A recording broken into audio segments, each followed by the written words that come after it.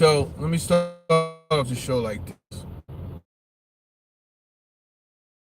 I don't know if you was looking for a response, but you usually get one if I feel like the topic is not to be trolled. The topic is not to be trolled. You know what I'm saying? Meaning you interjecting yourself on my platform with misinformation and disinformation, which I don't take kindly. Now, and this is not my first time having an issue with you coming over. And, I don't know if you truly in the dark, bro, but your comments, it kind of reflect like you truly in the dark. Like you're truly in the dark. Um, so yesterday, I asked the question, how long does it take for gold to form? Right? Your answer was condescending, but it was like, oh, 1,000 years. Wow, I know that seems like a long time. First of all, you're wrong. It's 1 billion years, and you're wrong and arrogant. So the reason it frustrated me was because people actually learn over here. So I don't need you leaving comments as if you're right, you're wrong.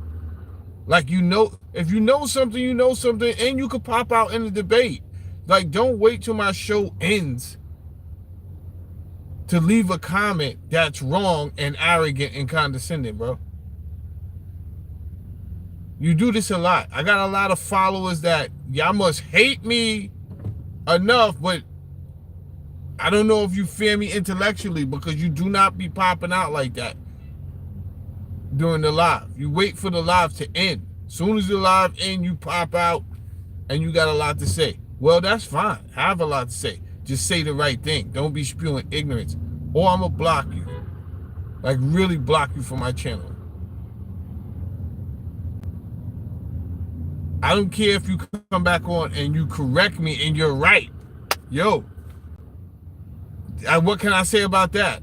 I'm not a hater. I'm not going to be like, I'm not going to block you for being right. You're right. But when you're wrong and arrogant, it pisses me off. You understand? Shout out to Yin Zin Yang in the building. Uncle Andy had took off yesterday. Today's show is actually dedicated to Uncle Andy for taking off yesterday because you understand? So, and he could watch the replay at the end of the day. So, I'm in a little bit of traffic, so I said, why not just let it rock out early, you know what I'm saying? So, I think that's what we're gonna do, man. Let's just rock out early. Now, if you was here yesterday, we had a great dialogue, and I had asked these questions on purpose yesterday. What is this right here?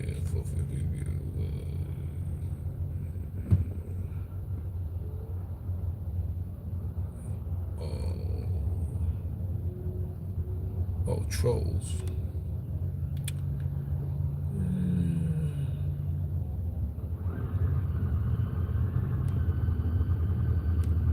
Yeah. They hiding your comments, but if you want to leave ignorant comments, you can. But that's what trolls do. So let me let y'all do what y'all do so y'all don't take up the rest of the show for everybody else. So anyway, we was talking about ancient knowledge, and these are things that I have been studying for a minute, but I don't really always talk about them.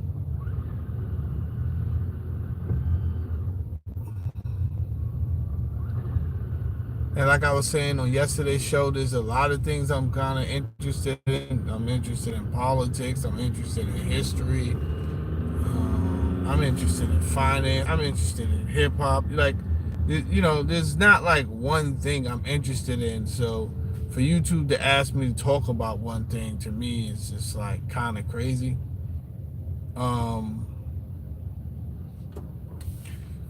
Nonetheless, the topic came up of the moon. Shout out to Kush. Check It Out TV. And then I said, okay, I was inspired to share the audio. Um, I've had this book for quite some time. I don't really be sharing the audio of this book, but I thought people would appreciate it. So I said, okay, let me go ahead and share the audio of the book. And apparently people did appreciate it. You understand what I'm saying? So, Pretty Divine was in here yesterday. Remember, they are on a 3 hour, they are behind 3 hours. So, me doing this show right now, it is only 5:30 where they live at. So, if anything, they're getting ready for work and getting out there and getting their stuff together. So, I don't expect them to be on the live right now. However,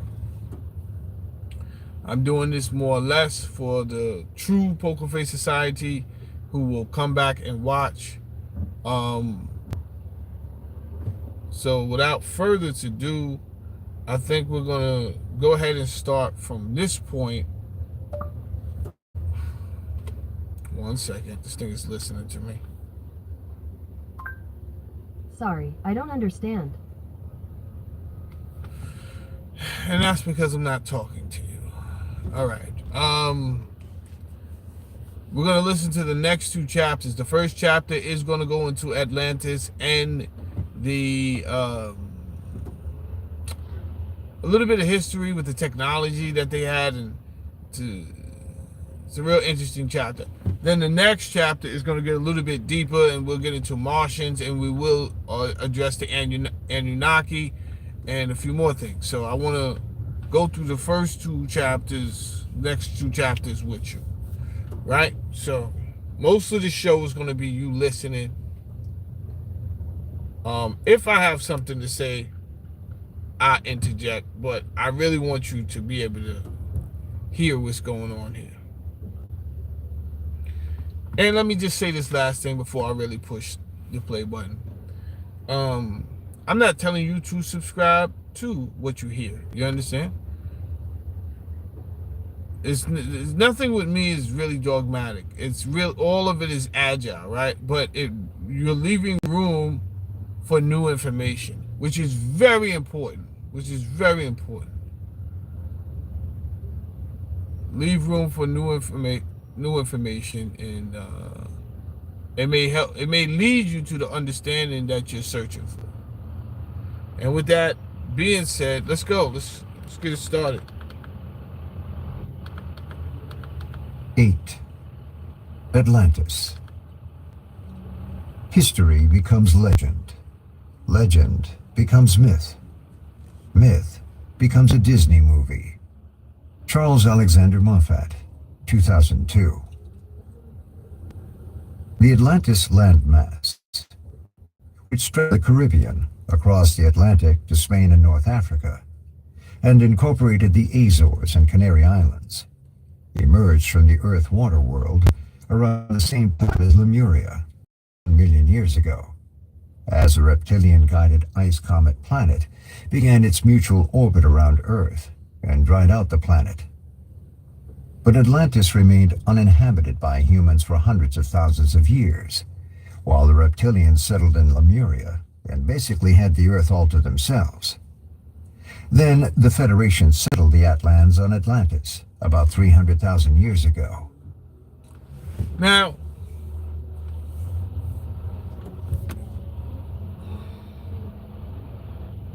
this Earth never seems to amaze me.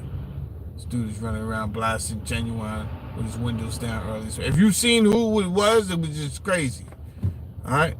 Anyway, if you listen to yesterday's show, then you will understand who the Federation, the Galactic Federation of Light, is, right? So if you didn't catch yesterday's show, the one on the reptilians, then you might want to do that.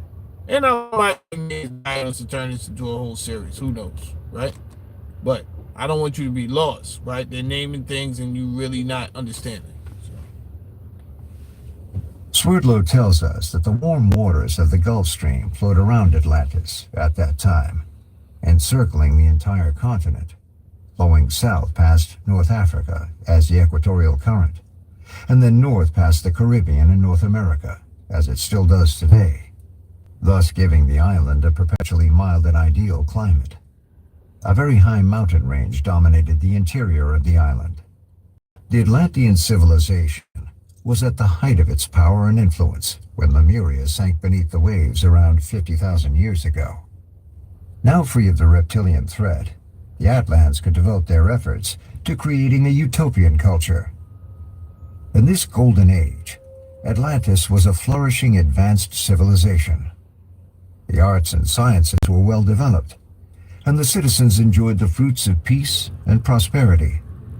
The Atlans were directly descended from the Lyrans, who were known to have had a highly civilized society based on an agricultural economy, and who we will get fled more to Pleiades after the reptilian invasion. we will get more into that history later. We're going to get into the Lion constellation being attacked by the Draco constellation, which are the reptilians, which kind of kicked this whole thing off, because when that happened and some planets were destroyed within the Lion constellation, it forced the communities within that constellation to come together and try to fight off the reptilians, which are a way older civilization, more advanced when I say older, and they were more powerful, to be quite honest. But there's power in numbers, so what they did was these other constellations got together and formed the Galactic Federation of Light, which would help them fend off against these reptilians, right? So we'll get into that probably not the next video, but the video after the next video. Those Lyran refugees came from the very earliest human origins in this galaxy, and so of course they did not have a reptilian brain. This may explain why they were able to develop such a highly evolved society. The Atlans attempted to recreate on Earth the paradise their ancestors had built on their planet in Lyra. Ancient books containing descriptions of the Atlantean civilization and histories of the Atlanteans have either been lost or destroyed. Apparently, this loss and destruction was purposeful. In his book Masters of the World, written in 1974, French prehistorian and archaeologist Robert Charreau said, Robert Charreau. I forgot to tell you, get your pen out, you know what I'm saying? It's just going to help you so you don't have to keep rewinding the live later on and trying to figure out what did he say. So I'm just trying to help you because I know you're going to be interested in, say, you know, in some of the resources and the people that were actually writing about a lot of this history who suffered a lot of frustrating progression, meaning they kept on, their work was stifled. No one wanted the truth to come out. They would do all this studying and it was suppressed. We keep seeing this. This is a pattern in life. This is just a pattern in life. I may take a break this weekend to dive off into some politics because there's some politicians. There's a former CIA agent who I was just listening to that said, you know, he wanted to write about a lot of things. He had not signed a non-disclosure agreement, and even though he had not signed one, you know, no one was allowing him to come forth and tell what America was doing from his perspective as a former CIA agent. And it got to the point where senators were getting involved and saying, nah, he's not going to write about nothing, right? And so it's a frustrating thing, but It becomes less frustrating once you understand it. It's not you're not making this up in your mind, right?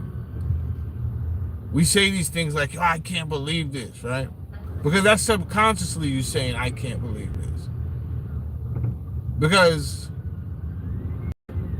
consciously you're struggling with the fact, like, how you is this happening? But you're saying you're for.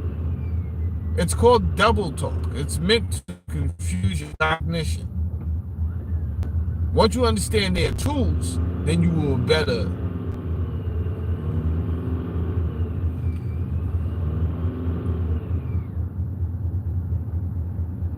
adapt. You'll better understand them. You know what I'm saying? You'll understand the situation, and it won't frustrate you nearly as much. It will still frustrate you because you are Homo sapien sapien, and our logic and ration and reason is different from many of these other species that's down here that are trying to control mankind. Oh, look, the traffic is over. This is crazy. Alright, but I'm going to finish letting... The only reason I started it is because I didn't want to... I thought we'd be quiet enough. It looked like we was about to be in a whole lot of traffic. So I said, let me start this. But I also want the audio clear, and I got to get these tie rods fixed. And I don't want that to be messing up the audio. But let's go. The true history of civilization is forbidden. Powerful conspiracies try to allow only a distorted version to be expressed. Our social and religious history has been falsified for thousands of years, ever since the Egyptians, forgetting or ignoring the truths handed down to them by their ancestors, gave themselves the title of the first initiators and civilized people. Sharu cites I don't know how or why people think the Egyptians are the first initiators or the most civilized. I do know how, right? Because they kind of like pop. They don't really have a history of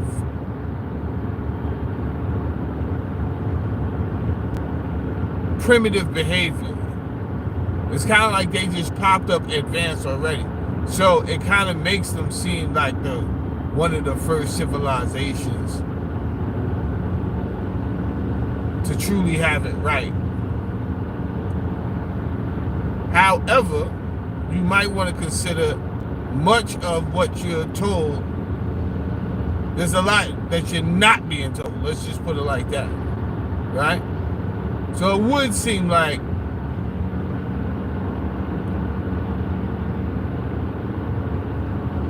if you only have the information you have and it seems like they're the most advanced society ever, then you're going to hold them to a certain esteem and a certain reference.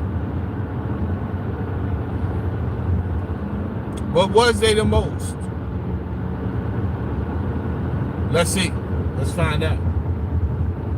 Evidence that space travelers from Venus were early colonizers of Earth and intervened in the affairs of the native human population.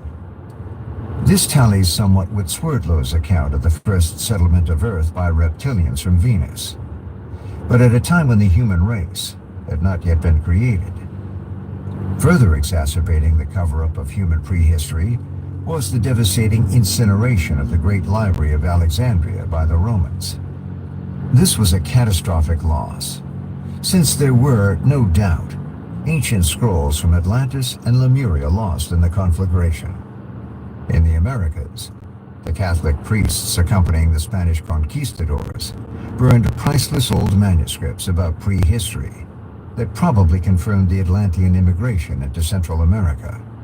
In his internet article, Suppressed Archaeology, author, journalist, and documentary filmmaker Will Hart says, "Is the true history of planet Earth being suppressed?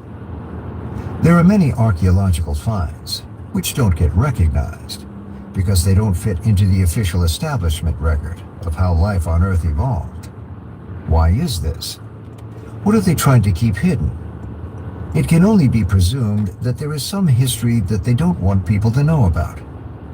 In other words, we are being lied to about the real history of planet Earth. Like the burning of the library at Alexandria, keeping the public in the dark has come to be a feature of our current world leaders. It could almost be presumed that there is information that would cause a loss of control and power to manipulate reality outcomes if known. The scientific establishment seems to have a very large investment in spreading belief in evolution. If science is a religion, as many believe, then evolution is its central dogma. But as already shown, the truth is quite different. In order to break through this Darwinian blanket, it is critical that we understand what happened on Atlantis. There have been many Atlantean authors, but Ignatius Donnelly is generally acknowledged to be the most informative. His classic book, Atlantis, The Antediluvian World, published in 1882, has stood the test of time. Donnelly was written off as a crackpot for many years, but is now experiencing a revival. Noted archaeological researchers, like Graham Hancock, have conferred a new respect for Donnelly's work. While nobody knows what really happened on Atlantis, Plato's account in the Critias and the Timaeus is still considered the most believable, but it is all too brief. Plato's famous history of Atlantis was based on information given to him by the Athenian lawyer and Egyptian scholar Solon, who had in turn learned it directly from the aged Egyptian priest Sonchis of Sais. Sonchis spoke of the deluge that sank Atlantis, claiming that the Athenians were pre-flood colonists from Atlantis. Of course, Sonchis would not have known that the Atlanteans themselves were not truly human, but were extraterrestrials from Lyra and the Pleiades. So, from this statement, we learn that the classic Greek civilization was actually of Lyran origin and was not human. I want to push back on that a little bit. When you say human, I want to push back because of course they were humanoids. They're one of the species that helped genetically engineer the Homo sapiens sapien. So, if he's saying they're not human as in us, Homo sapiens sapien, no duh. Which came first, the chicken or the egg? However, obviously they were humanoid, right? So that's the only thing I want to push back on a little bit.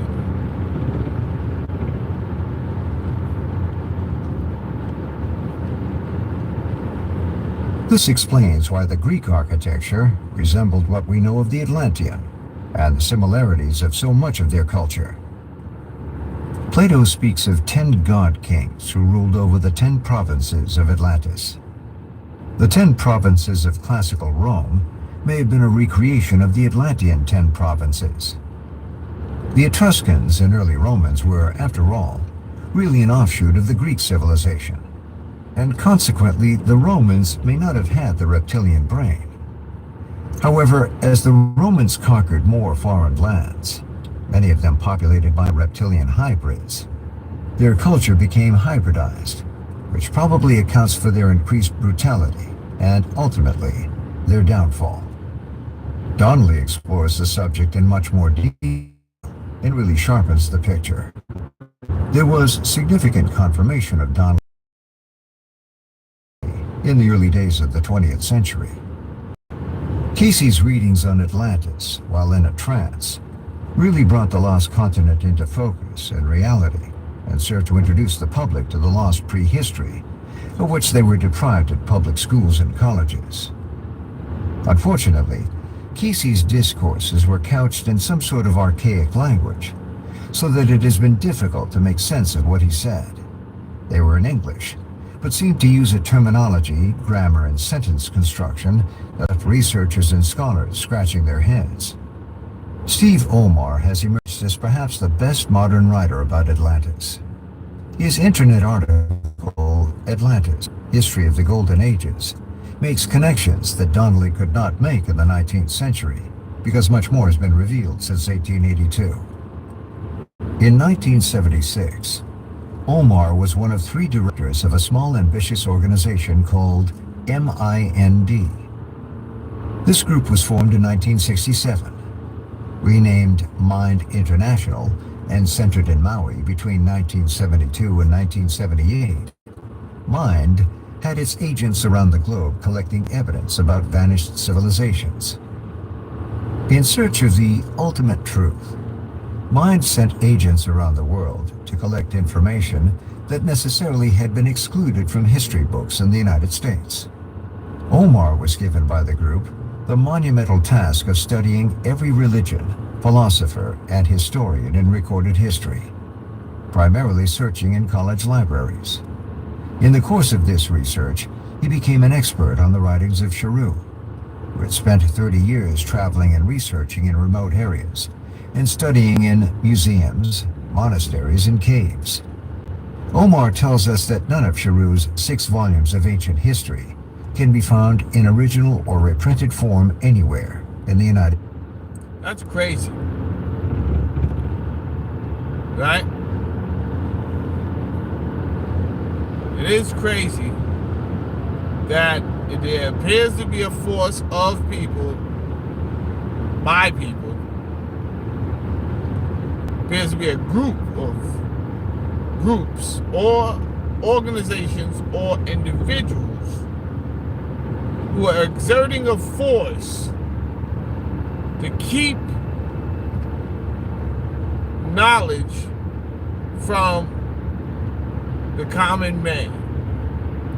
That seems to be a pattern, whether we're talking about history of ancient Atlantis or we're just talking about history of how much science you actually know, right? You think you're going to school, you think your kids are going to school and they're actually learning. There has been a complicated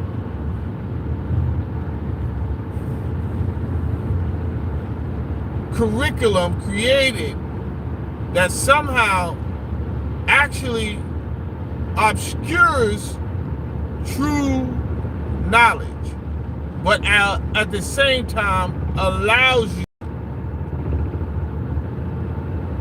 to believe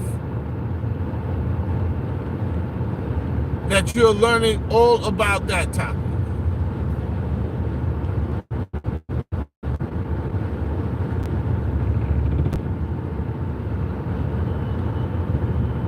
It's amazing how you can have a curriculum for doctors and a licensure board and accreditation board for people to go to school to become medical doctors, only for them to come out and really don't know how to get to the root cause of your issue. And if they do get to the root cause, they don't know how to resolve it without modern medicine, which only never seems to really heal the situation. It only suppresses its symptoms, and the moment you're kind of like off of that solution, somehow it returns. So, is this true knowledge or is this pseudo knowledge? But that is for you to decide, because society says once a board is involved, a committee of experts, and they have the top say, right? So whatever they say at that point is no longer pseudo by definition. This is the real deal. This is what our experts have said. You could fall for that, right? You believe Omar was a snitch because Sosa said so. You brought that lie, right? Good. States. Atlantean spaceships. In his article, Omar tells a fantastic story. He speaks of a society on Atlantis so advanced that it actually eclipsed the modern era in terms of social, medical, technological, and especially spiritual achievements. Omar says, what was life like in the golden age of Atlantis? Ancient writers tell of how people lived to be 1,000 years old, in an age when cosmic science ended all disease, and of an empire that accumulated so much gold over 50,000 years that they paved their streets with it, covered their temples and buildings with sheets of it, and wore fine gold-meshed clothing. Ancient writings from around the world are clear in their detailed accounts of the spaceships and advanced aircraft of Atlantean times. The Mayans, Aztecs, and Incans told the conquistadors of these Atlantean ships that transported the white celestial rulers from the east. Atlantean technology spread to the Rama region of Asia with their expanding colonization. The ancient Vaimanika Shastra writings, discovered in India in 1875, detail the size of flying machines, how they are steered, how they are protected from violent storms and lightning, and how to switch the drive to solar energy when the fuel supply becomes low. The writings relate to 70 authorities and 10 experts. I agree. Sistiki says ancient Egypt was not that advanced at all.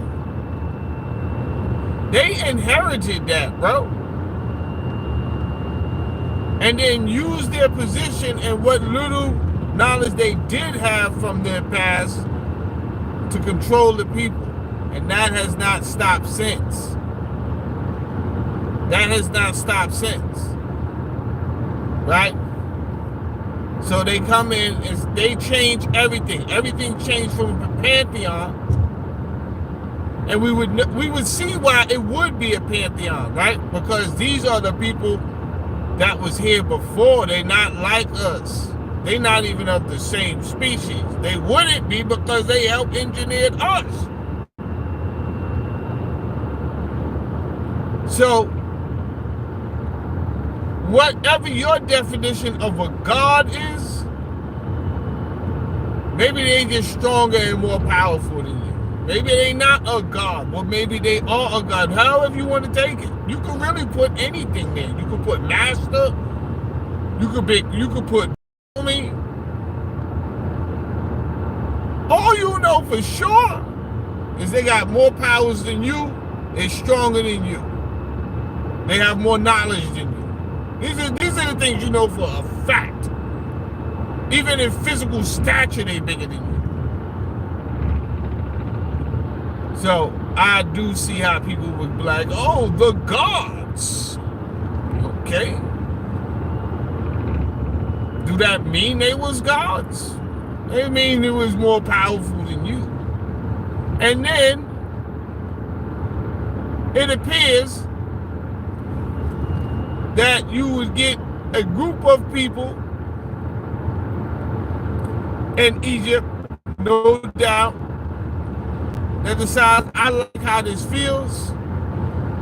We have more knowledge than these people. We know how to do things, not because of me or because of what I inherited. And think about all that was lost, even what they inherited. They still didn't have everything, but they had enough to appear advanced and wise about things and knowledgeable about things. So they do one of the most horrendous acts that has ever been done, which was to create a monotheistic religion to control the people. That is selfish, right? Because you're saying, yo, this person is the only true God. Meanwhile, this person is still living, right? Is it the only true God? No, bro.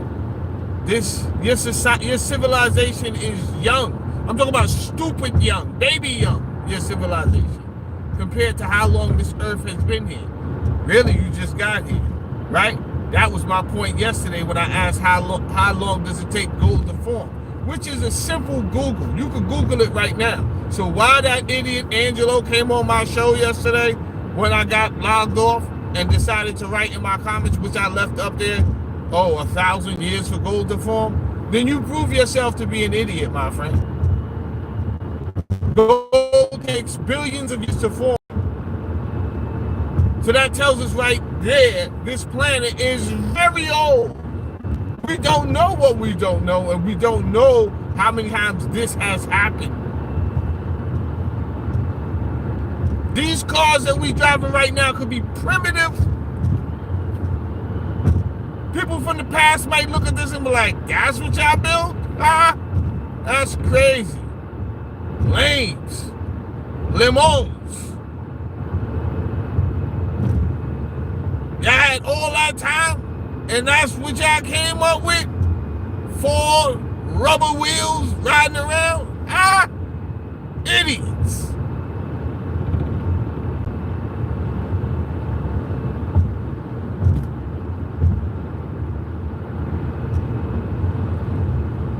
And as I sit back and look at humans fighting and killing each other over these dogmatic religions, unwilling to question their own religion, right? Because they're married, they've already woven the religion into their identity. People automatically hit Jamal Saladin, oh, assalamu alaikum, brother. Easy, Nastar. I don't got no religion, beloved. Oh, your name is so powerful. Easy. Why is my name powerful, beloved? What you know about word magic? You know anything about word magic? You're not saying my name is powerful because of the actual vowels and the science behind words. You don't even know that. You just saying it because you heard of a man saying named Saladin. That's why you say that. This is primitive thinking, bro. I don't got no religion. Easy.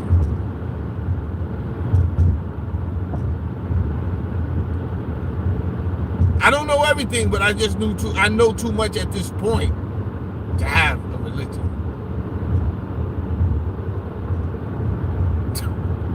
What are you talking about? Why would I go to a middleman anyway? Who chooses to go to a middleman rather than the plug?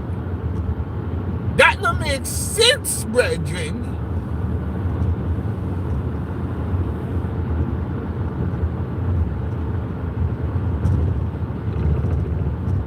Actually, I did.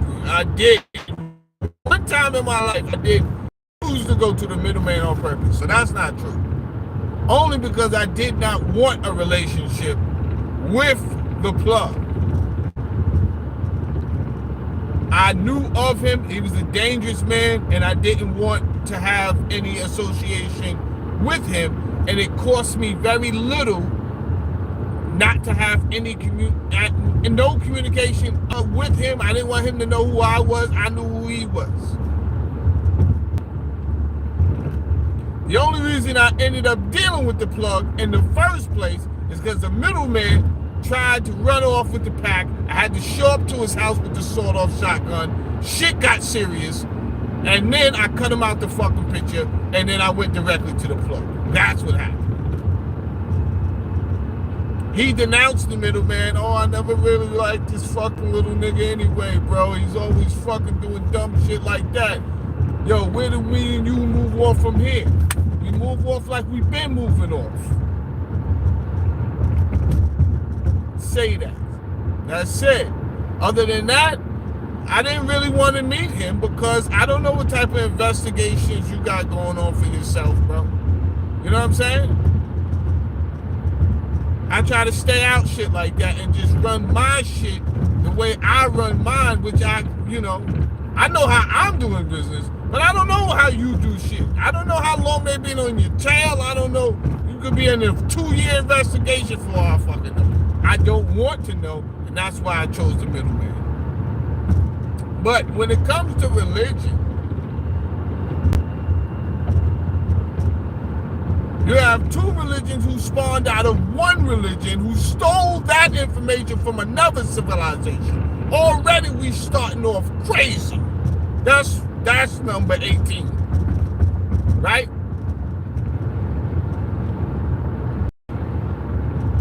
Now, whether you want to acknowledge that, listen, people stay in their darkness for whatever reason. They stay in their ignorance for whatever reason, right? It feels good. They feel loyalty. There's no other God but blah, blah, blah. Yeah, whatever, bro. Whatever you say. You understand? If you like, I love it, I assure you.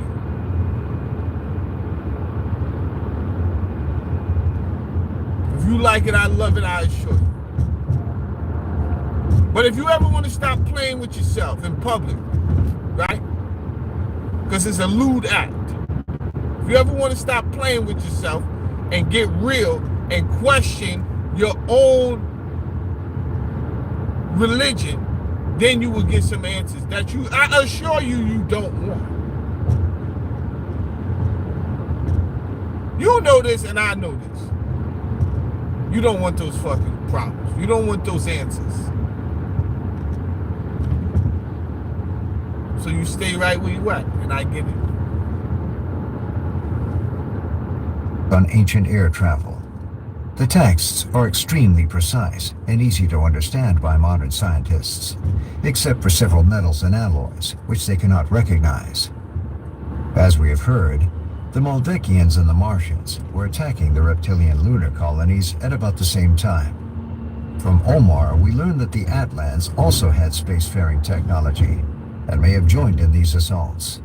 He says, more remarkable is the ancient literature from Egypt, Central America, Asia, Phoenicia, and Babylonia concerning how these spacecraft traveled to other planets and returned to Earth, how they utilized weapons in a Star Wars fashion. These crafts could not be damaged by humans on Earth, and were piloted by astronauts that ancient paintings and carvings show in spacesuits. Atlanteans who had spacecraft that were capable of interplanetary travel and theoretically... It's crazy the amount of books that talk about the spacecrafts, which do include the Torah, the Vedas, the Bible, the Sumerian tablets. It's just bananas. The amount, the emerald tablets, they all talking about spaceships. What do you think a chariot of fire is? What did you think? What did you think a chariot of fire was? What did you think a wheel inside a wheel was?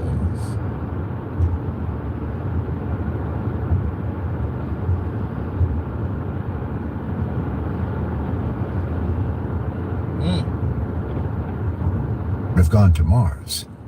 The moon was said to have been once part of the Atlantean Empire. The first satellite to orbit the moon sent back a photo of an ancient pyramid on the dark side of the moon that we have examined, and it was censored from the public by the US government with other moon ruins. Ruins of walls and roads were found on the moon by astronauts who will not speak publicly due to the $10,000 fine, 10-year jail sentence, and dishonorable discharge for violating official U.S. government regulation 200-2. Apparently, the Atlanteans had progressed very far into computer technology and artificial intelligence, even beyond what we have today. According to Omar, Atlanteans created a national workforce of robots, androids, and humanoids from genetic engineering to create and maintain most of the material plane empire, and that computers controlled the robots and androids. Now, before you... That sounds preposterous. Does it sound preposterous? Because, hello, we got that going on right now. And we know we are not the most civilized. Well, we can assume. We don't know. But I'm going to say we are not the most civilized beings that have ever occupied this planet. No, I really still think we're very primitive.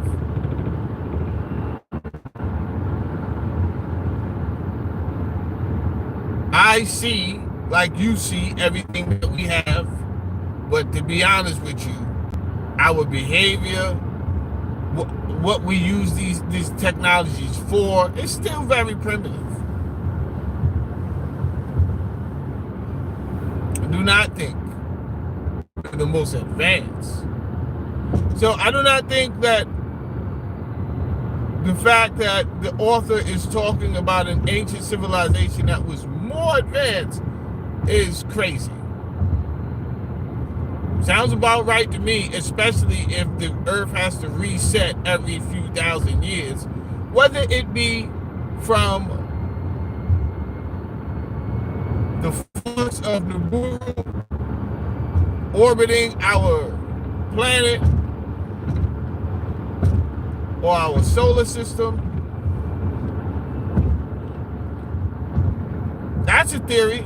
It's a theory I believe in, but it's still only a theory that I would not project to you to have to like accept or anything. I'm not trying to sell you that theory. I do believe that somehow this Earth resets every few thousand years. That's me. Dual motion machines were created that created and operated other machines and repaired them. Atlantis was on the verge of life without instrumentalities. In other words, the empire was controlled by machines and computers that did everything for the citizens. No Atlantean had to work or go to school. VRIL helmets educated the people while they were asleep. No Atlantean had to work or go to school. Where are we headed right now with universal basic income?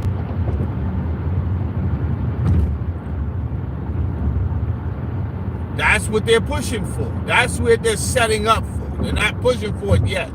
But if you don't have any idea what I'm talking about, then you might want to type in Sam Altman's Universal Basic Income Project. You have no idea what I'm talking about. If you don't have any idea who Sam Altman is the CEO of OpenAI. This is the company that runs the ChatGPT and a lot of the artificial intelligence projects.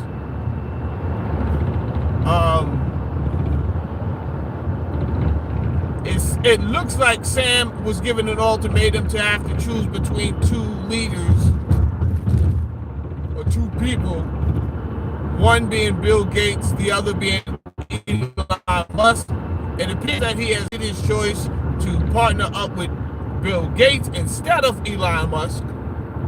And Elon Musk was outed from the OpenAI project, which he was there from the very start. And depending what publication you may read, it may say he was even a founder.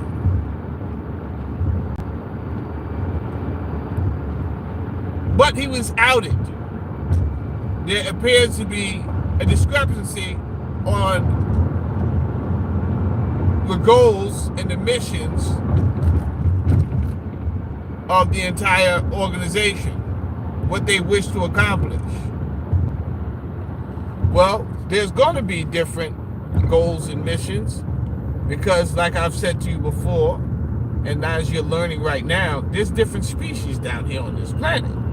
And it is not hard to understand that they may all have different agendas and things that they want from this planet. It's not that all of them mean us, the Homo sapiens sapien, any harm, right? So what I do believe is that the reptilian species don't mean us any good. But then you may have a ancient remnant or legacy humanoid of the Martians who don't really want to divulge who they are at this point, but at the same time, nah, we're not going in that direction, right? We're not going in that direction. And it's not time for the humans to know, the Homo sapiens sapiens, to know who we are completely, you, us, any of them. I do believe there's way more species down here that they're leading on, not just reptilians, not just Martians. You understand?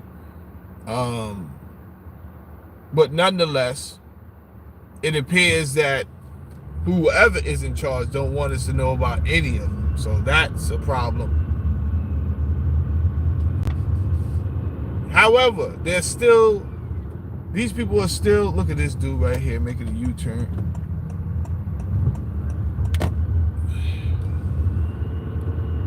These people are still running the government. They're still running the world, and they're still running society. So a lot of times they clash, which has nothing to do with us, because we was created to work, or as some of you say, to worship.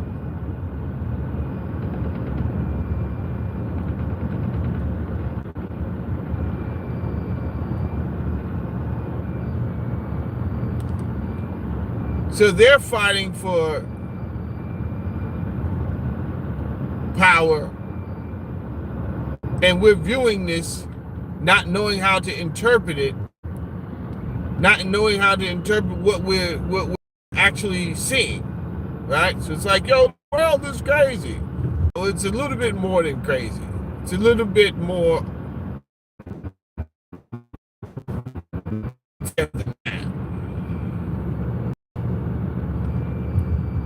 A teenager had knowledge beyond that of even the most respected geniuses of our age. With a 1,000-year lifespan to acquire knowledge, Atlanteans were aware and informed beyond our imaginations. Shout out to Uncle Andy is in the building. Uncle Andy, you are late, and this show was dedicated to you today. So now that you're in the building, there's that. You understand? But don't worry, I know you. You will go back and you will watch the beginning that you missed, so you will know. But yeah, yesterday's show was dedicated to Kush and Check It Out TV, because he kind of sparked off this whole conversation when he brought up the moon. When he brought up the moon, I said, I had the bright idea, why not? Let's talk about it. You know what I'm saying? I've been on this whole, ooh, that looks like a lot of traffic. Yeah, I got a little bit of time. Do I though? No, I don't. We won't be doing traffic. That's crazy talk. That is crazy talk.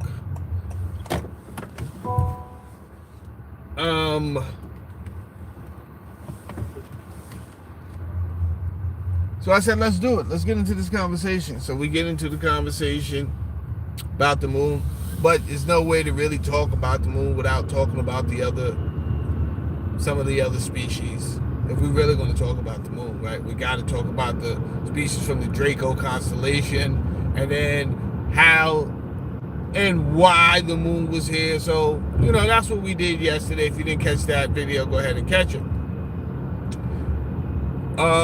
I was driving the majority of the time, so it's not like I really noticed that Uncle Andy wasn't in the chat, but he had left a comment later saying, yo, I regret missing the show.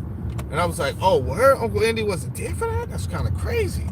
So I said, you know what? Let's just keep the show. Let's keep the topic going, right? Let's keep it going. Because he does history, especially on the ancient history, on the ancient religions and stuff. And this has, we'll get to that point, right? You will see why they created these religions, these dogmatic religions later on, right?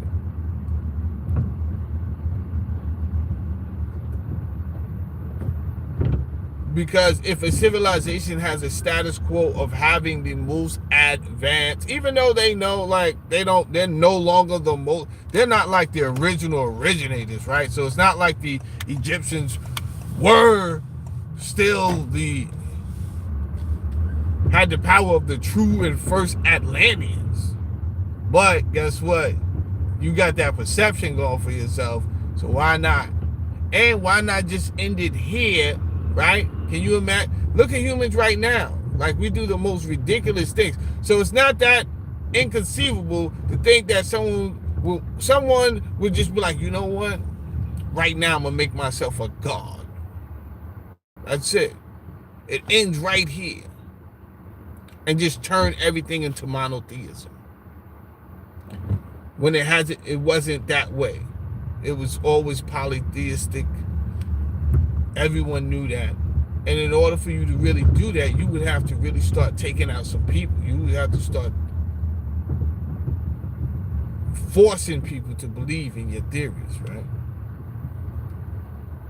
And over time, if you took away their knowledge so they couldn't go back and look up anything, then people are going to continue. But this is the age of Aquarius. So therefore, it's very hard. This was already prophesied that the knowledge would be brought to the forefront and information will be brought to the forefront.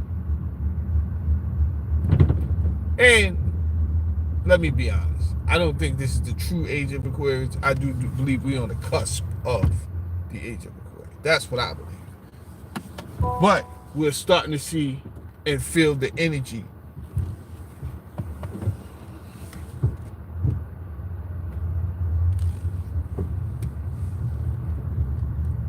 of the repercussions of that.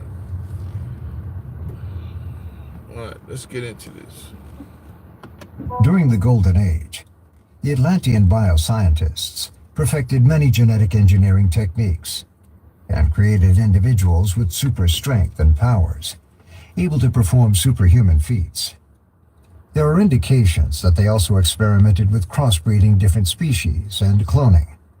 Later, this technology was taken with them when they colonized Egypt, where it was also practiced. Omar tells us that they also learned how to block brain impulses to parts of the brain that caused crime and negative emotions. They later used this technique to control minds. The Atlans also practiced telepathy and used it to communicate with dolphins, who are also of extraterrestrial origin and highly intelligent. Atlantean technology. According to Edgar Casey and journalist and psychic Ruth Montgomery, as related by Steve Omar, the Atlanteans used laser rays and crystals to fuel their power plants. There was a huge firestone, with power generated by filtering the rays of the sun through ruby prisms, which concentrated energy upon instruments connected in the transportation complex by remote control. Inside a huge dome with a sliding roof, cosmic energy stations transmitted beams that could be turned up so high they became the famous death ray. Inventor and visionary Nikola Tesla, who claimed to have off-planet sources of information and appeared to be tuned into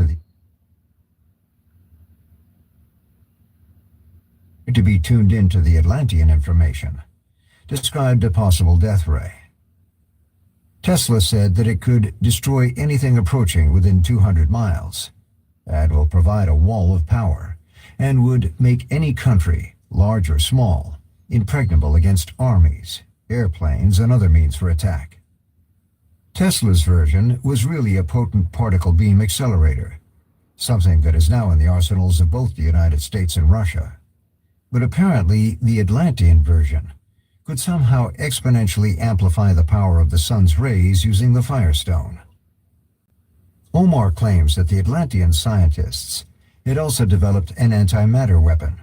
He says, "When a beam of antimatter comes in contact with ordinary matter, it instantaneously converted it into invisible energy. In other words, it vaporized it. No wonder traces of Atlantean buildings and cities are so hard to find. They were converted into invisible energy." It is said that one of these antimatter rays is still operating in the Bermuda Triangle underwater and has been causing ships and planes to disappear. Our scientists secretly learned how to use antimatter propulsion power from the Eben aliens when we sent a military team to their planet in the mid-60s. Its use on alien spacecraft was first reported by Robert Lazar, who revealed that he observed it when he worked at Site S4 at Area 51. We learned how to convert matter to energy differently when we developed the atom bomb, and now perform this routinely in our nuclear energy power plants. But this is done by triggering atomic chain bombardments of highly unstable elements like uranium, and not by direct controlled conversions of matter to energy using an antimatter ray. Atomic war. So, just getting on that topic real quick.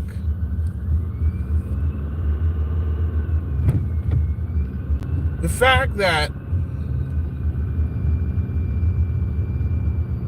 our scientists are now talking about dark matter, and Dark matter is relatively a new theory, right? That has just come about in the 20th century. And I think there's anything that I disagree with the most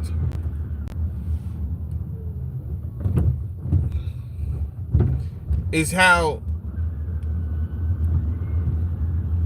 the science community, which is made up of human beings who cannot be trusted,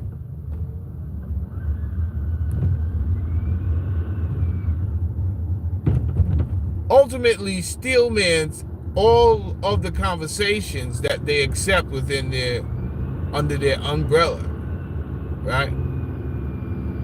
So it may be a new theory,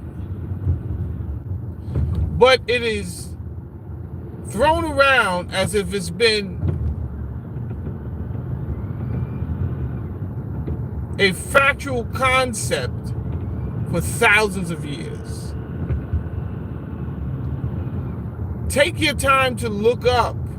Listen, you have the tools. There's no reason for anyone to be walking around ignorant. There's no reason for you to feel like, oh, Jamel Saladin is wild smart. Jamel Saladin just takes 2 minutes to look up something. Because I have not only Google at this point, but I do have ChatGPT and Gemini AI. So if that doesn't make me a fool, and that makes me some wise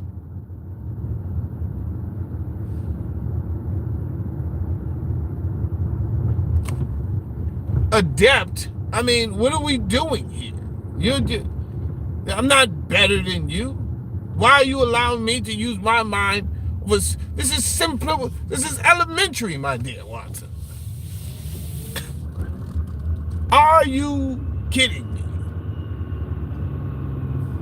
So the fact that I asked you yesterday, how long does it take gold to form, and someone left a comment, thousands of years, is astonishing to me. That you did not even take the simple effort to check with an artificial intelligence which would have told you billions of years. Billions of years, my dear Watson. No, you'd rather get on here and troll. Why? Because you don't want your world to crumble. Whatever you believe in and whatever I'm talking about, whatever you believe in is now threatened, is now jeopardized, because I have the ability to destroy that glass house that you've entered into. And I told you not to enter into that house. It is a faulty house. It will break. These people have built this upon lies.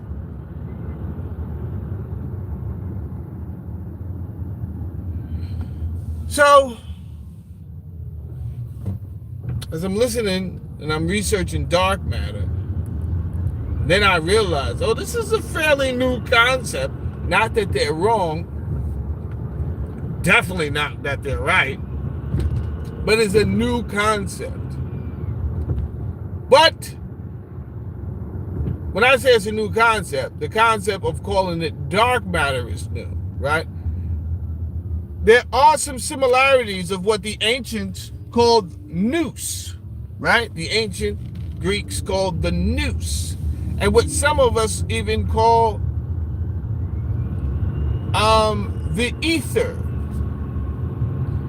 But what all three are saying is that there is an energy here on this planet, a substance that cannot be explained. It is not the air. That's not what we're talking about. Air is actually matter. It's gases comprised of nitrogen, oxygen, and some other things.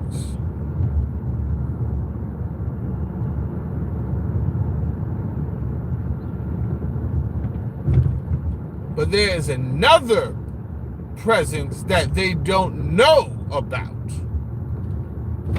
Now, some people, like I've said, some people have rationalized or come with these terms over the years. They've created their own terms, the noose, the ether, and then we come to the 20th century and then they say dark matter. Matter that does not exert light, does not absorb light, and does not deal with atoms and molecules the same way.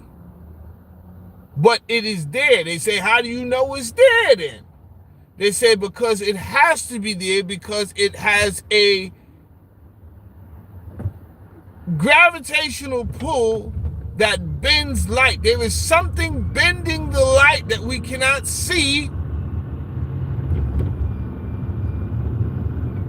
in the universe. So the presence is there. It doesn't make sense for it not to be there. So we call it dark matter because we truly don't understand it.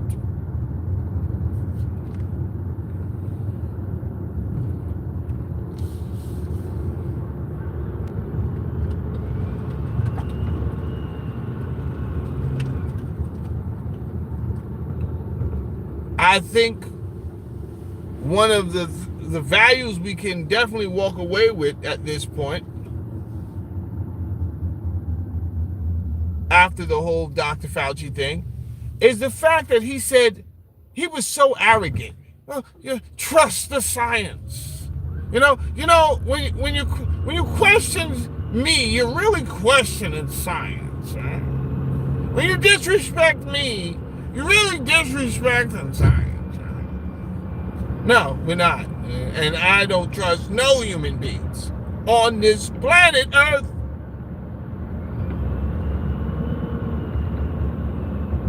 I trust a human being to be a human being. That's what I trust a human being. And human beings make mistakes, and human beings make decisions that are not always the best decisions. So I do trust you to be a human being. Human beings fall susceptible to greed sometimes. You're not science, Dr. Fauci. You're a human being. Knock it off. And furthermore, you said all these things and then you appear to have been wrong. So I thank you for saying trust the science, because that's what a lot of zealots like to throw at it. These scientific extremists, which probably are driven by greed, no doubt, right? They're probably being funded and they got trolls everywhere. And, trust the science, bro. What are you talking about? Trust the science. Who said I did? You. I've never trusted you.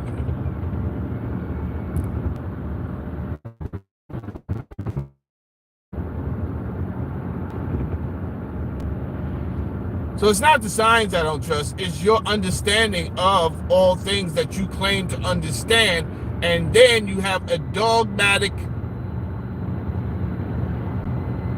behavior with the little you understand, and you want everyone to believe in what you believe, and you could be wrong so that later you just change it and say, on second thought. No. You said trust the science. Sorry, the lives is going out. I knew you could have been wrong from day one, because I know you're human. So it'll never make me know, never mind. However, you do have some other people out here that cling on to every word you say, not knowing you could be misleading them like you sometimes do. But because the science community is such a gigantic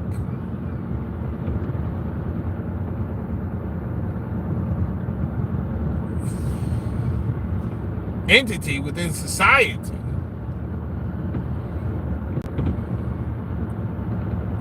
that, in all honesty, should have some type of reverence. But always keep in mind that these are human beings that's behind this. So at any point in time, greed can seep in. You understand?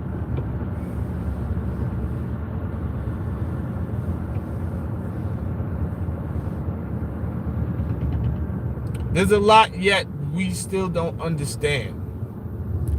about our existence. They have not figured it all out yet. They're all still discovering.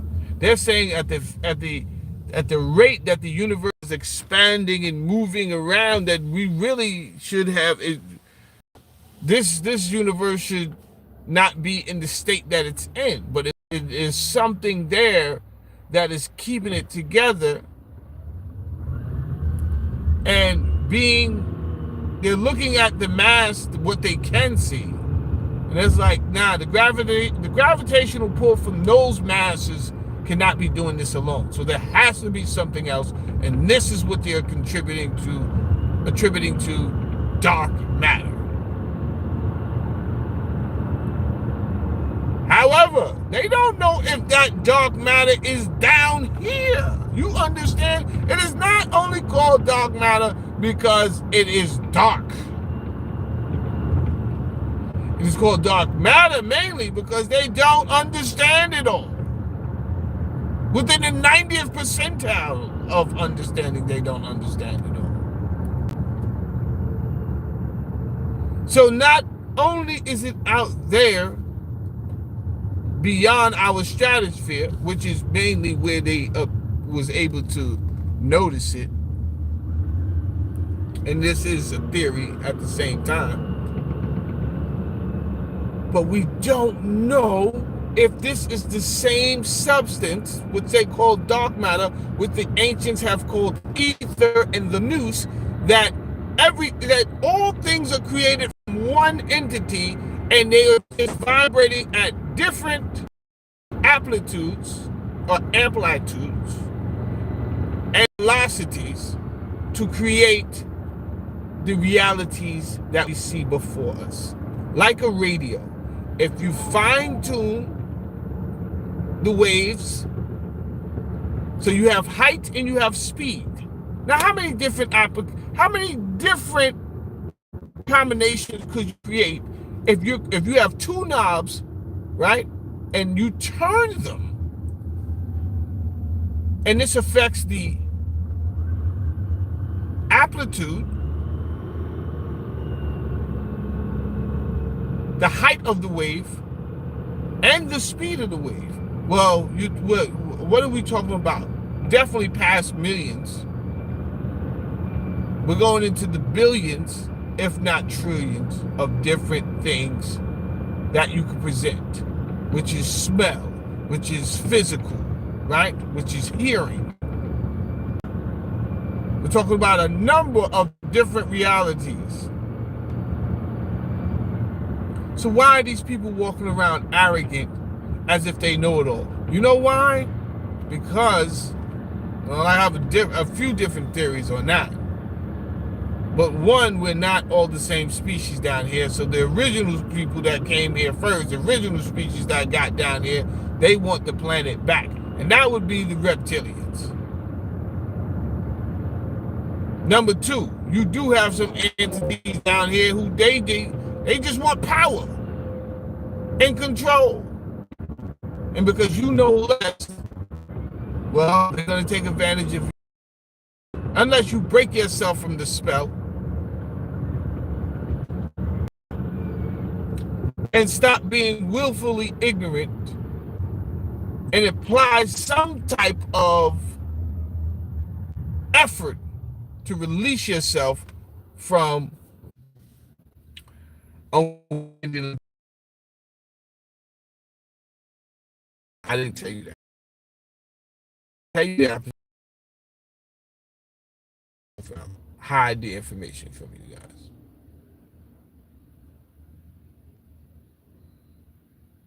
All right. Holla later. Peace out.